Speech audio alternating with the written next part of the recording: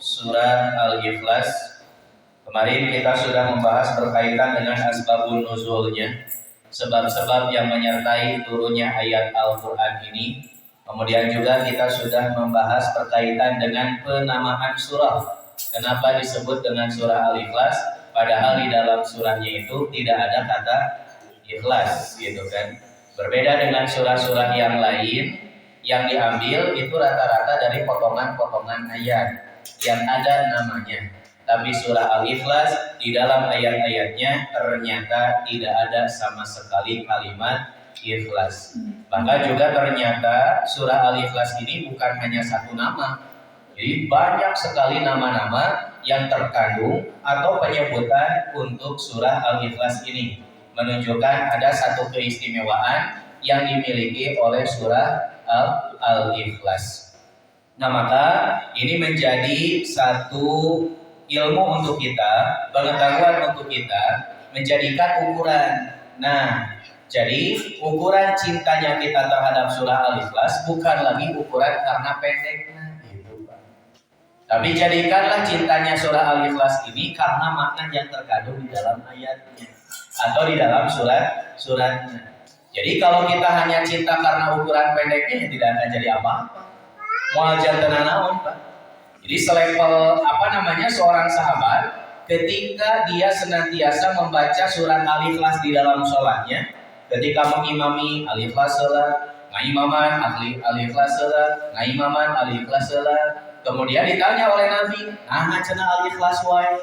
Alasannya kan karena aku cinta kepada surat Al-Ikhlas. Kemudian Rasul mengatakan dengan bekal cintamu kepada Al-Ikhlas itu akan menghantarkanmu ke surga. Apakah semudah itu? Nah, ternyata bukan itu. Tidak semudah seperti yang kita bayangkan. Jadi jangan jadi salah persepsi atau salah memahami apa yang Rasulullah SAW sebutkan terhadap sahabat itu. Kenapa bisa menghantarkan bentuk cintanya kepada surat Al-Ikhlas ke surga Allah? Karena sahabat yang mencintai surah Al-Ikhlas itu memahami setiap kandungan-kandungan yang ada di dalam ayatnya. Sehingga kualitas ibadahnya begitu luar biasa. Wajar kalau Rasul menyebutkan dengan cintamu kepada surah Al-Ikhlas itu bisa masuk surga. Nah, ayeuna urang. Apakah mungkin ketika ada Rasul, ketika kita mengatakan saya cinta kepada surah Al-Ikhlas, cek Rasul teh, gitu kan? Misal dengan cintamu itu engkau akan masuk surga. Padahal cinta kita bekalnya karena gitu. Nah, sigana teu mungkin gitu kan. Dengan cinta karena pendek menghantarkan kita ke surga Allah Subhanahu wa taala, tidak mungkin. Jadi nilai yang begitu luar biasa seorang sahabat yang mencintai surah Al-Ikhlas itu karena memahami kandungan-kandungan yang ada di dalam ayatnya, di dalam surat tersebut, sehingga kualitas-kualitas di dalam diri sahabat itulah yang menghantarkan dirinya bisa ke surga Allah Subhanahu wa taala. Nah, termasuk kita setelah menyampaikan kemarin bagaimana asbabun nuzulnya, termasuk juga penamaan surah Al-Ikhlasnya. Nah, penamaan surah Al-Ikhlasnya, gitu kan? Ini menjadi satu pengetahuan yang besar untuk kita. Jadi nanti rubah konsep cinta kita terhadap Al-Ikhlas itu. Jadi tidak ada istilah saya cinta kepada Al-Ikhlas karena pondoknya mau nganterkeun naon gitu kan. Kalau cinta Al-Ikhlas karena pondoknya. Nah, maka coba kita akan lihat mana yang terkandung di dalam surat Al-Ikhlas ini, agar kita lebih bisa mengenal Allah Subhanahu wa taala dengan dihadirkannya oleh Allah Subhanahu wa taala surat Al-Ikhlas, yang dimana para kaum musyrikin itu meminta kepada Rasul untuk menjelaskan siapa Allah itu, yang seperti apa Allah itu, nukumaha Allah teh. Maka Allah menurunkan surah Al-Ikhlas. Nah, mungkin saja Pak, kita yang merasa umat muslim yang beriman kepada Allah, sigana oge meureunna teu apal gitu kan, apa makna surat Al-Ikhlas oge gitu kan. Kalau misalkan ternyata seperti itu, nah berarti kecintaan kita kepada Allah itu belum seberapa. Kalau sudah tahu bagaimana Allah Subhanahu wa taala menyampaikan dirinya di dalam surah Al-Ikhlas. Baik, coba kita lihat Pak, tafsir ayat. Di dalam surat Al-Ikhlas ayat pertama, Allah Subhanahu wa taala menyampaikan, "Qul huwallahu ahad." Qul huwallahu ahad.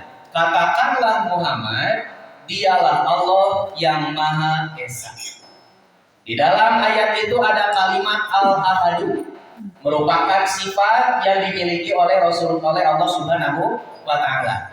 Tapi coba kita lihat, apa makna yang terkandung di dalam ayat tersebut atau kata tersebut yang dimana Allah Subhanahu wa taala menyebutkan Allahu ahad. Allah itu Esa. Nah, menurut para sahabat, salah satu di antaranya Ibnu Abbas, Abu Ubaidah dan Abu Ubaidah, huwal wahidu, mereka mengatakan artinya adalah Maha Esa. Kemudian yang selanjutnya, wa farraqa qaumun bainahuma. Ada juga selain dari mereka menjelaskan tentang ahad itu adalah dua hal yang berbeda atau dipisahkan maknanya. Nah, maka dijelaskan, wa qala Abu Sulaiman al-Khattabi. Abu Sulaiman al-Khattabi itu menjelaskan al-wahidu, wahid, Maha Esa, itu adalah maksudnya dalam zat. Jadi Allah menerangkan dirinya secara zahir berkaitan keesaannya menurut Abu Sulaiman al-Khattabi. Jadi kalau memakai kalimat al-wahid berarti menunjukkan kepada zat Allah Subhanahu wa taala yang Allah menerangkan tentang dirinya sendiri, bukan sifat, tapi secara zat, secara dirinya. Tapi kita tidak boleh membayangkan bagaimana zat Allah Subhanahu wa taala itu. Tidak boleh. Sedikit pun jangan. Karena Rasul mengingatkan kepada kita, naon aminate tafakkaru fi khalqillah wala tatafakkaru fi dzalillah. Jadi kata Rasul itu, silahkan pikirkanlah oleh kalian makhluk Allah Subhanahu wa taala. Wala tatafakkaru fi dzalillah, tapi janganlah kalian sekali-kali memikirkan bagaimana zat Allah, bentuk Allah Subhanahu wa taala. Jadi jangan pernah sekali-kali. Jadi terkadang kita juga melihat makna di dalam ayat innallaha sami'un alim. Allah itu maha mendengar dan maha mengetahui. Di mana wae urang ayana Allah itu pasti mendengar. Dibayangkeun ku urang teh. Cepilna sageung kumahanya. Nah, itu tidak boleh seperti itu. Jadi jangan sampai memikirkan zat Allah Subhanahu wa taala. Tapi kita diperintahkan silakan pikirkan makhluk Allah Subhanahu wa taala. Mangga. Maka menjadi bahan untuk kita agar kita semakin taat kepada Allah atau semakin mengenal Allah Subhanahu wa taala dengan tafakur atau memikirkan segala apa yang Allah Subhanahu wa taala ciptakan. Sehingga kita keyakinannya itu bisa lebih mantap lagi. Kemudian fala yudhihi ahadun adalah yang berdiri sendiri dalam zatnya. Kemudian ada juga kalimat wal ahadu, yaitu yang terdapat di dalam surat Al-Ikhlas itu sendiri. Menurut Abu Sulaim al-Khattabi, huwal munfaridu bil makna. Jadi artinya yang dimaksud dengan ahad di dalam ayat ini adalah yang berdiri sendiri dalam sifatnya. Fala yusarikuhu fihi ahadun. Tidak ada yang menyekutukannya dalam sifat tersebut. Moal aya anu sami sapertos Allah Subhanahu wa taala, Pak. Karena Allah Subhanahu wa taala adalah yang paling sempurna di antara yang sempurna. Allah itu adalah maha di antara para yang lainnya. Jadi tidak ada yang sama seperti Allah Subhanahu wa taala. Termasuk Rasulullah Shallallahu alaihi wasallam saja itu disebutkan tidak sama dan tidak mungkin ada yang menjelaskan atau Rasul sendiri bahwa dirinya itu sama dengan Allah. Tapi Rasul itu dijelaskan di dalam hadis itu, yaitu akhlaknya. Bagaimana akhlak Rasul itu? Akhlak Rasul itu yaitu hulukul Quran. Jadi kalau kita mau lihat Al-Quran yang berjalan, sah Rasul Pak gitu. Kata Siti Aisyah itu kan. Nah maka di sini menjelaskan bagaimana kemuliaan Allah yang begitu besar, menerangkan dirinya tentang Al-Ahad gitu. Jadi ketika orang-orang kafir Quraisy itu bertanya, "Cing hukumaha Allah teh? Yang seperti apa Allah itu?" Maka langsung Allah Subhanahu wa taala menjelaskan dirinya, "Qul huwallahu ahad," bahwa Allah Subhanahu wa taala adalah Tuhan yang Maha Esa, yang tidak ada sama sekali dengan dirinya. Karena semua yang ada di dunia ini adalah makhluk Allah Subhanahu wa taala. Nah, kemudian wal ahadu wal munfaridu bil makna fala yusyariku fihi ahadu. Wa aslul ahadi, dan asal kata al ahadu itu indan nahwiyin, menurut ilmu nahwu atau para ahli nahwu tata bahasa Arab, asalnya itu adalah al wahadu. Jadi al-ahadu itu menurut ilmu nahwu atau para ahli nahwu asalnya itu adalah al-wahadu. Jadi ahadun asalnya itu adalah wahadun. Kemudian summa abdalu minal wawil hamzata. Lalu waw itu diganti dengan hamzah. Nah itu. Nah maka dengan penerangan ini kita semakin yakin dengan Allah Subhanahu wa taala yang begitu luar biasa, yang memang tidak bisa terbayang oleh kita kecuali hanya dengan keimanan dan ketaatan. Apa yang Allah Subhanahu wa taala ucapkan di dalam ayatnya, ya sami'na wa ata'na. Kita mah tinggal mendengar dan tinggal kita taat kepada Allah Subhanahu wa taala. Apa yang Allah Subhanahu wa taala sampaikan untuk kita semuanya. Nah, di sini menjadi penegasan untuk kita sejauh mana kita mengenal Allah selama ini, yang merasa diri kita ini umat muslim atau yang beriman kepada Allah Subhanahu wa taala. Makanya tadi itu ya, kalau dasar kecintaan kita kepada surat Al-Ikhlas karena pondok, moal jadi nanaon. Iya atuh. Dan moal meningkat atau kualitas ibadahnya kita juga. Nah, karena da pondok koyong naon. Begitu. Jadi karena ayah sahabat nu cinta, atau orangnya jadi lupa cinta, padahal dasar cinta sahabat itu berbeda. Terus kalau kita mau mengikuti bagaimana cintanya sahabat dalam surat Al-Ikhlas itu, ketika di dalam sholat, sahabat itu mengawali dengan surat Al-Ikhlas. Jadi sana sholat nanti Al-Ikhlas hunkul bu, tapi mengawali dengan surat Al-Ikhlas. Kali itu naon? Al-Baqarah. Gitu, ada orang mah cinta Al-Ikhlas saya hunkul gitu kan.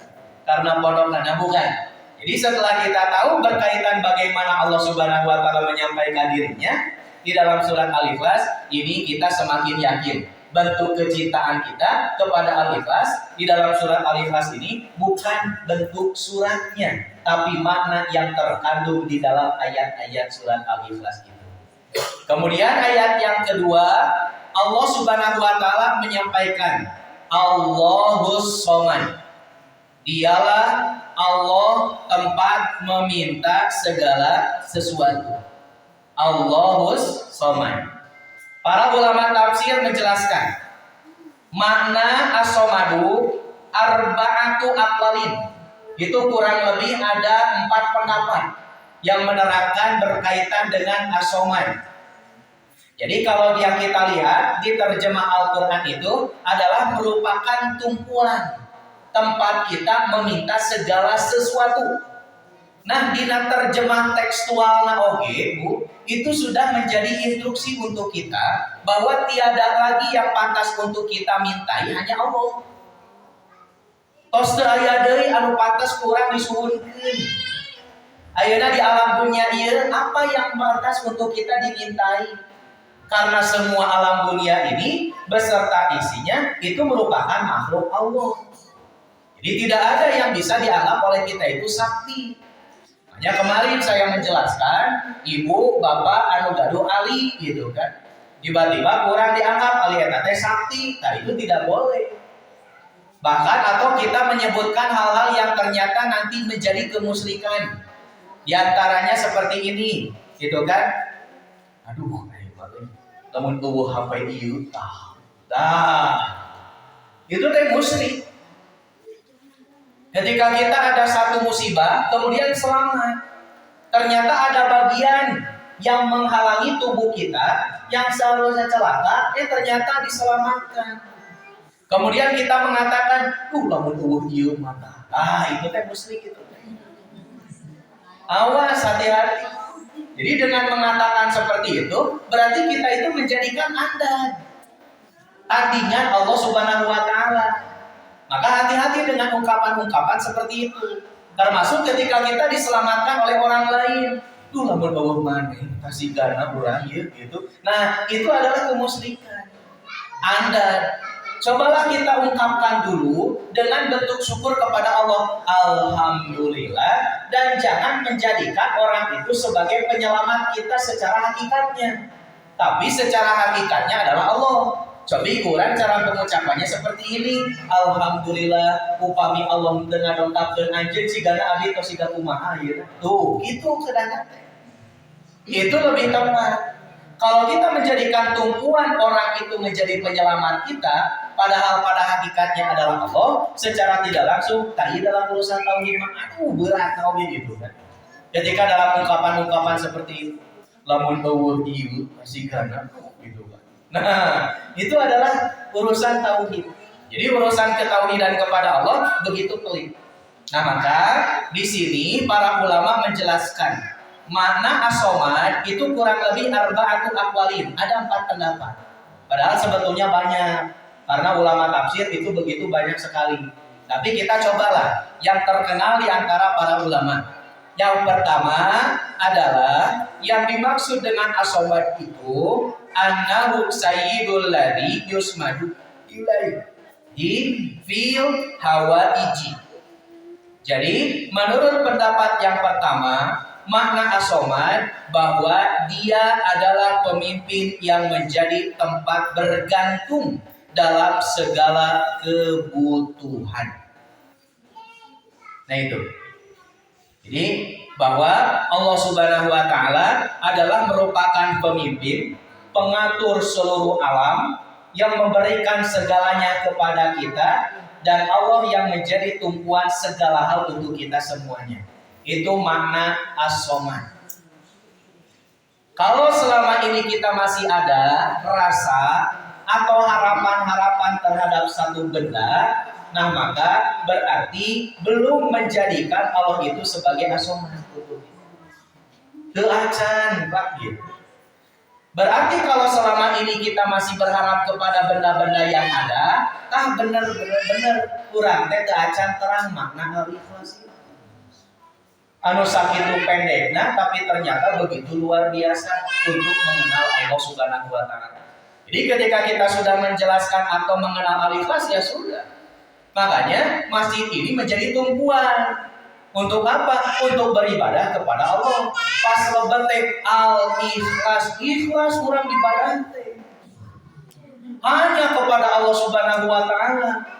Ari masjid al-ikhlas kira ari pas ibadah ikhlas kumaha ya gitu kan. Nah, jadi al-ikhlas ini harus menjadi tumpuan untuk kita ketika beribadah betul-betul hanya kepada Allah Subhanahu wa taala. Naon namanya teh wa annal masajida lillah, bahwa semua masjid itu adalah milik Allah. Nah, ini menjadi satu informasi untuk kita, Pak. Setiap orang yang membangun masjid berarti sudah siap untuk mewakafkan masjidnya. Itu catatannya. Jadi setiap orang yang membangun masjid, dia harus sudah siap untuk mewakafkan masjidnya. Jadi tidak ada istilah masjid itu milik pribadi. Karena masjidnya ketika awal dibangun pun itu merupakan milik Allah Subhanahu wa taala. Hanya ketika status masjid, ya sudah. Gitu. Teu aya milik pribadi. Wa annal masajida lillah. Maka Allah mengingatkan, kata Allah, fala tad'u ma'allahi ahada. Janganlah sekali-kali engkau menjadikan yang lainnya itu untuk dibersamakan dalam berdoa dengan Allah Subhanahu wa taala. Itu saya jangan. Ibu di bumi gaduh benda sakti naon? Halo. Nah, hilangan eta gitu. Mohon. Aduh cenah Ustaz lamun aya benda ieu mah David ya atuh geus kumaha ayeuna teh. Tah, itu teh kemusyrikan gitu teh. Jadi menjadikan andal terhadap Allah Subhanahu wa taala. Ibu gaduh foto-foto saha? Dianggapna teh cenah ieu teh foto sakti. Nah, awas itu menjadi tandingan Allah Subhanahu wa taala. Jangan sampai As-Somadu, Allah itu menjadi tumpuan untuk kita semuanya. Nah ini urusan aku pelik gitu kan dalam urusan keyakinan kepada Allah karena urusannya tauhid. Geser sakedik musyrik tauhid mah sudah celaka gitu. Nah itu termasuk punten ketika terjadi di lingkungan kita yang mungkin ada sebagian jamaah yang selalu merutinkan dalam urusan berziarah. Dikhususkan ke makam-makam tertentu. Kita coba evaluasi secara mendalam, mengingat lagi. Ieu mah teu kedah diwaler, jawab we ku urang nyalira dan mengingat kepada Allah Subhanahu wa taala. Nalika memang ternyata urang tos aya di payeuneun makam eta. Anu dianggap urang sadayana bahwa itu betul ada makamnya. Pas nuju didinya ngadoa ka Allah, berharap ka Allah atau Nabi berharap ke selain Allah. Nah, jadi rata-rata ketika sudah ada di hadapan itu jol aya we di nu hatena teh sakedik. Abi teh cenah nuju usaha. Mudah-mudahan we dilancar. Nah, ketika sudah ada harapan seperti itu, nah mulai itu kemusyrikan. Bahaya. Begitu. Karena saya pernah cerita dulu itu kan ketika di kampus itu studi banding. Jadi ke Cirebon ke Ma'had Qiraah Asyarah. Jadi Ma'had 10 bacaan Al-Qur'an. Nah, setelah pulang dan tidak ada informasi sama sekali. Ternyata setelah pulang itu nyimpang heula. Ka mana? Ka makam Sunan Gunung Jati. Ziarah ternyata. Karena agenda dosen. Oke. Tapi kita biasa menolak kan pada akhirnya. Tapi di situ juga jadi pelajaran akhirnya terang. Bagaimana kondisinya Pak? Ya Allah, sangat memprihatinkan. Nah, di awal dugikeun kalebet eta makam, banyak orang-orang yang soal abi mah kok menghinakan gitu kan. Jadi non pengemis oge, wah. Luar biasa.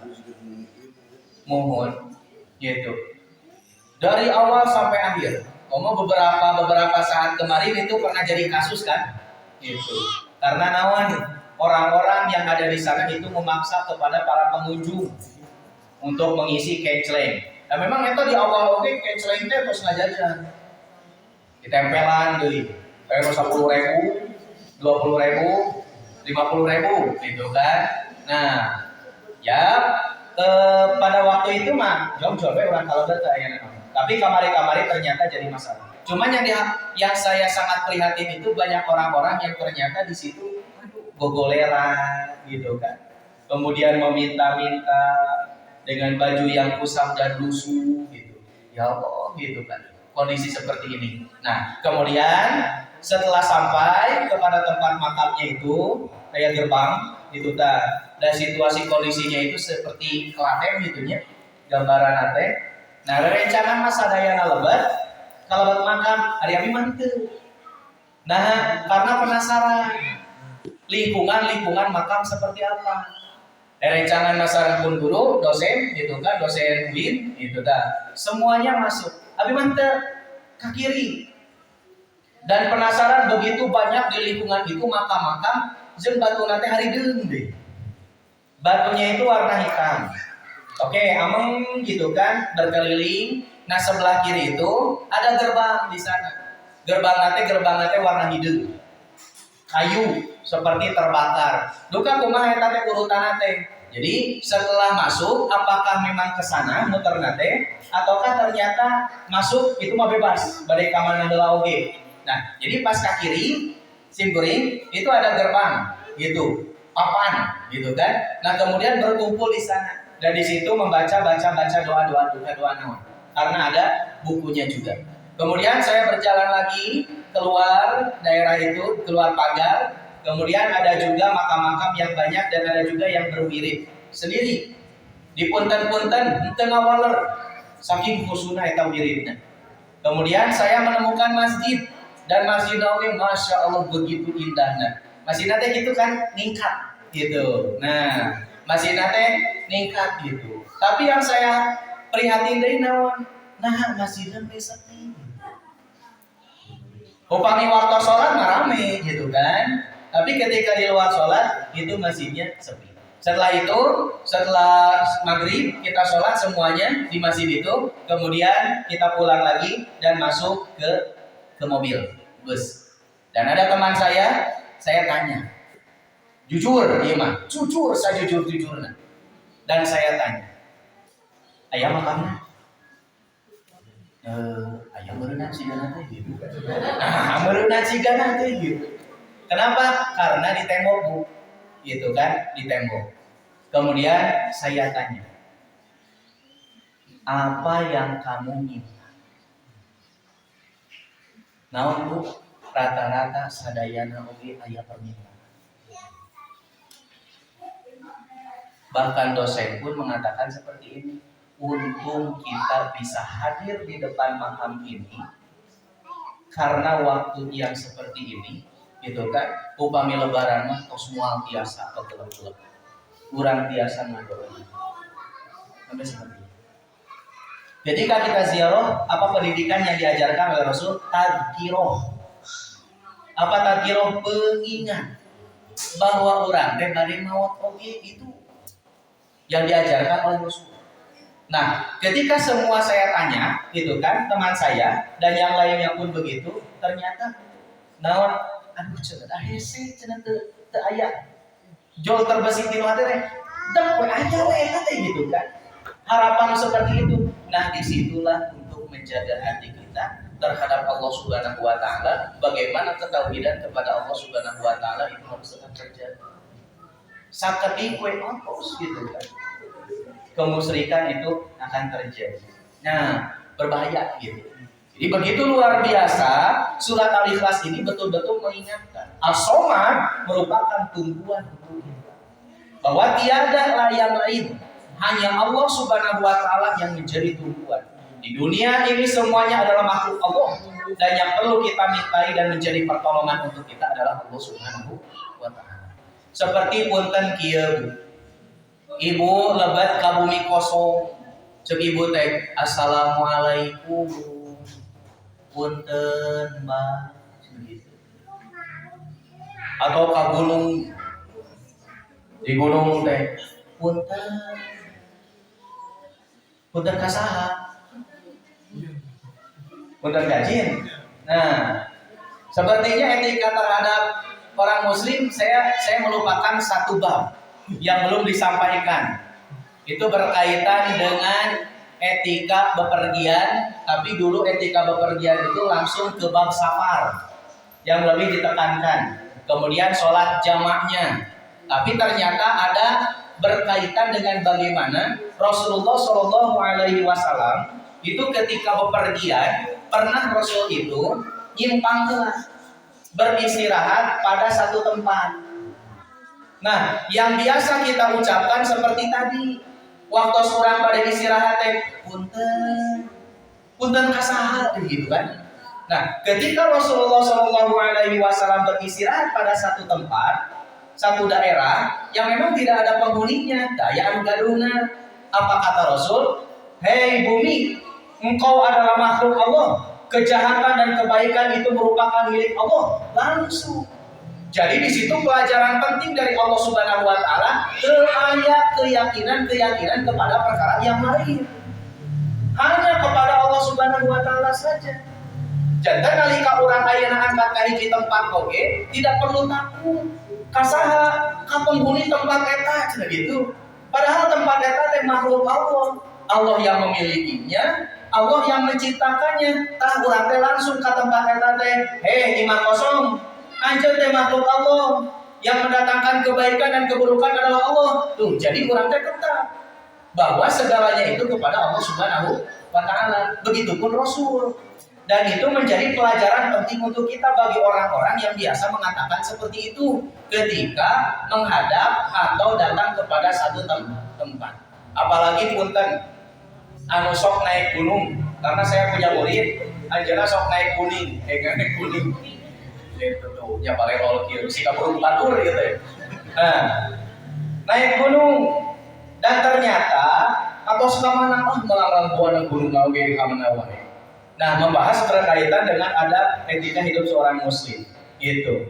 Dan dia menceritakan bagaimana bermacam-macam orang-orang yang memang ternyata ada di gunung itu gitu kan. Terutama panginten naon namina teh ahli daerah itu. Ada yang mengatakan seperti ini, ada yang mengatakan seperti itu gitu kan.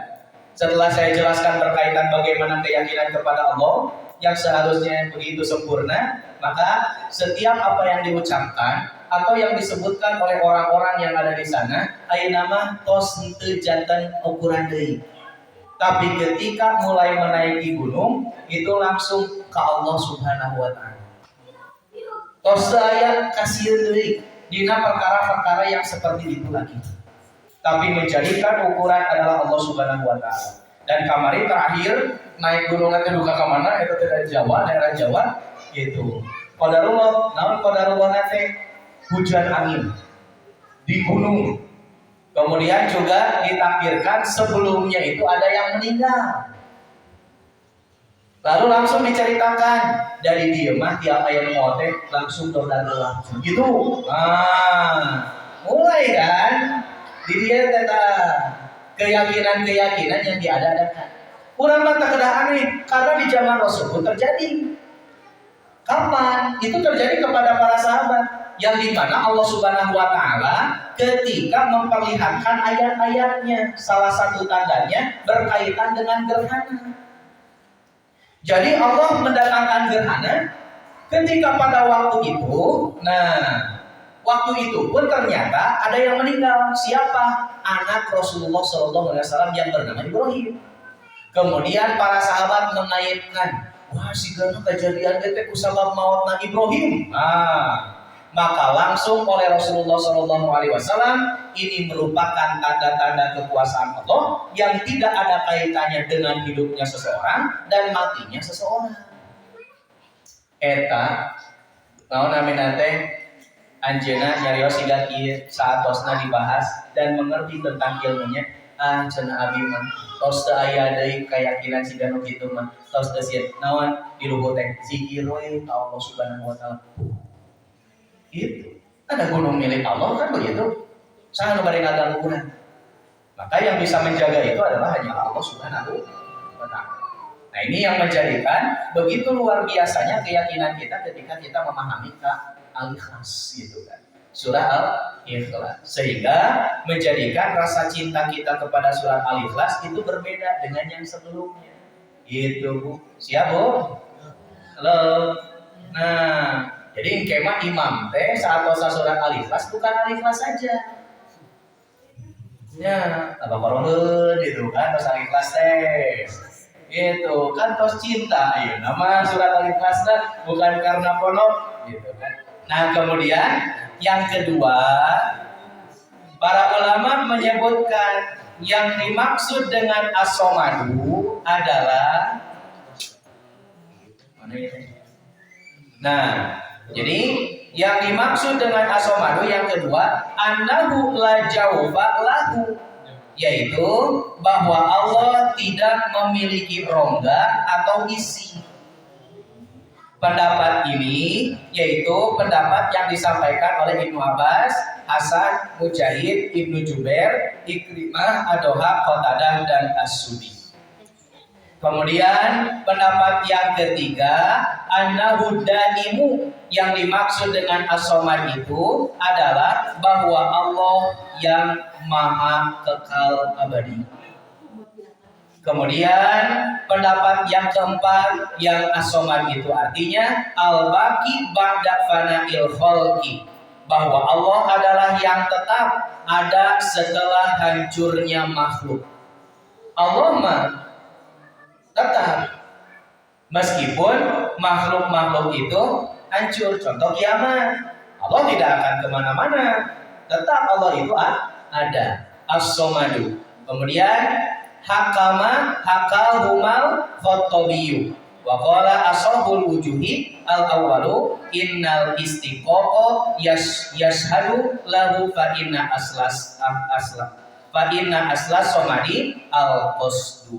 Nah, Al-Khattabi juga berkata pendapat yang paling sahih adalah pendapat yang pertama, karena secara bahasa katanya itu mendukung.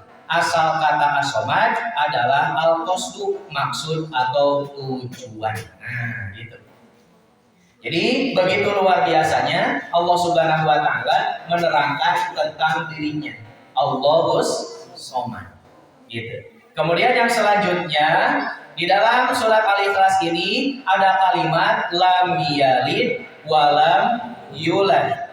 Dia tidak beranak dan tidak pula diperanakan. Apa yang dimaksud dengan lam yalid? Para ulama tafsir menyampaikan yang dimaksud dengan al-walid lam yalid itu qala muqatil, sebagaimana yang dikatakan oleh Muqatil, lam yalid fayuwarrathu, dia tidak beranak sehingga tidak memiliki pewaris gitu. Upami urang mabuk beranak dan diperanakan kan gitu, sehingga kita memiliki waris. Kalau kita meninggal maka ada ahli waris. Jadi harta yang kita miliki sudah bukan milik kita lagi, tapi milik ahli waris. Nah, kalau Allah itu tidak beranak, sehingga Allah itu lam yalid fayuwarrathu, sehingga tidak ada yang dapat menjadi pewarisnya. Dan tidak mungkin juga, karena di ayat pertama sudah jelas al-ahadu, Allah itu esa. Kemudian walam yulad, dan tidak diperanakan, fayusarroku, sehingga dia memiliki sekutu. Yang artinya Allah Subhanahu wa taala walam yulad, Allah Subhanahu wa taala tidak memiliki sekutu baginya. Mual ayat. Wa dzalika anna musyrikil arabi qalul malaikatu banatur rahman wa qalatil yahudu Uzair ibn Allahi wa qalatin nasara al-masih ibn Allahi fabarra nafsahu min dzalika. Hal ini karena kaum musyrik Arab mengatakan bahwa malaikat adalah anak-anak perempuan Allah. Orang Yahudi mengatakan Uzair adalah putra Allah. Dan orang Nasrani mengatakan bahwa Al-Masih adalah putra Allah. Maka Allah membersihkan dirinya dari tuduhan tersebut. Gitu. Jadi malaikatnya disebut nate putri-putri Rasul gitu. Kemudian orang-orang Yahudi mengatakan Uzair itu adalah putra Rasul. Orang Nasrani Isa Al-Masih itu merupakan putra Rasul. Maka dengan tuduhan itu oleh Allah Subhanahu wa taala langsung dibantah. Lam yalid walam yulad. Kemudian yang terakhir walam yakul lahu kufuwan ahad. Qara'al aktsaruna bitafkili wal hamzi. Warawahu Hafsun bitafkili wa qalbil hamzi wawan. Wa qara'a hamzatu bisukunil fa'i wal kufku al mithul mukafi'u. Wa fihi taqdimun wa ta'khirun. Takdiruhu walam yakun lahu ahadun kufuwan faqaddama wa akhara litattafiqo ru'usul ayat. Mayoritas qari membaca dengan tasdid dan hamzah. Hafs meriwayatkan dengan tasdid dan mengganti hamzah dengan wawu. Hamzah membacanya dengan sukun pada huruf fa. Kufu adalah sesuatu yang serupa dan setara. Dalam ayat ini terdapat perubahan susunan kata yang aslinya adalah walam yakun lahu ahadun kufuwan. Jadi asalnya itu walam yakun lahu ahadun kufuwan. Kemudian diubah susunannya agar ujung ayatnya serasi. Yang artinya di sini menunjukkan bahwa Allah Subhanahu wa taala tidak ada sesuatu pun yang setara dengannya. Ayat setara? Wah, mungkin tidak ada yang setara dengan Allah Subhanahu wa taala. Nah, setelah kita memahami makna ayat-ayat di dalam surat Al-Ikhlas ini, apakah masih ada harapan terhadap selain Allah? Apakah ada makhluk-makhluk yang masih dianggap oleh kita itu adalah merupakan jimat? Adakah benda-benda yang dianggap oleh kita masih mengatakan bahwa itu bisa mendatangkan kemanfaatan? Pada ayat ini? Halo. Nah, jimat-jimat itu di bumi sok keluarkan. Gitu, keluarkan. Jimat-jimatnya gitu. Nah, jimat naon? Jabe-jabe harupa. Gitu. Gerak gede gerak lupa. Nah, apakah ada? Sudah, Allah menjadi tumpuan yang paling utama untuk kita. Tidak ada selain Allah Subhanahu wa taala. Inilah yang menjadi dasar kenapa seorang sahabat bisa disebutkan dengan mencintai Al-Ikhlas itu masuk surga, karena memahami makna-makna yang terkandung di dalam ayatnya, sehingga menjadikan dirinya keyakinan kepada Allah begitu luar biasa. Ibadahnya tidak diragukan lagi. Itulah yang menjadi bekal dirinya bisa masuk ke surga Allah Subhanahu wa ta'ala dengan modal cinta kepada surat Al-Ikhlas. Nah, apa naknya yang namanya? Itu. Nah, maka rubah cinta kita bukan karena pondoknya, tapi karena makna-makna yang terkandung di dalam surah Al-Ikhlas. Itu upami ibu-ibu menuju mawaskeun surat Al-Ikhlas gitu kan. Ulah jadi bunga da pondok gitu. Kurang cuk ibu teh kurang eta teh gitu kan. Terus surat Al-Ikhlas teh tambahan deui. Nah, karena sudah tahu maknanya sekarang gitu. Ya, halo. Gitu mah. Itu. Jadi pasti membacakan surat Al-Ikhlas teh kurang tong Al-Ikhlas unggul tambahan gitu. Jadi karena semakin cintanya kepada surat Al-Ikhlas itu gitu. Surat lain juga tambahan gitu kan. Atau Al-Ikhlas mah gitu kan. Jadi saking cintanya. Nah, itulah demikian yang bisa disampaikan berkaitan dengan tafsir surah Al-Ikhlas. Mudah-mudahan ini menjadi bekal utama untuk kita semuanya. Keyakinan kita kepada Allah Subhanahu wa taala menjadi tidak diragukan lagi. Hanya menjadi tumpuan utama Allah Subhanahu wa taala, tidak menjadikan makhluk Allah Subhanahu wa taala itu adalah sesuatu yang bisa mendatangkan kemanfaatan dan kemadharatan. Baik, sekian. Silakan makalahnya bisa dibawa ibu-ibu dan bapak-bapak karena bahasan Al-Ikhlas sudah selesai. Jadi insya Allah nanti kita akan coba mengkaji ke surat yang selanjutnya, yaitu surah Al-Lahab. Insyaallah. Cukup Pak, Bu? Cukup ya? Terima kasih, tidak ada pertanyaan. Aqulu qouli hadza wa astaghfirullah li wa lakum. Assalamualaikum warahmatullahi wabarakatuh.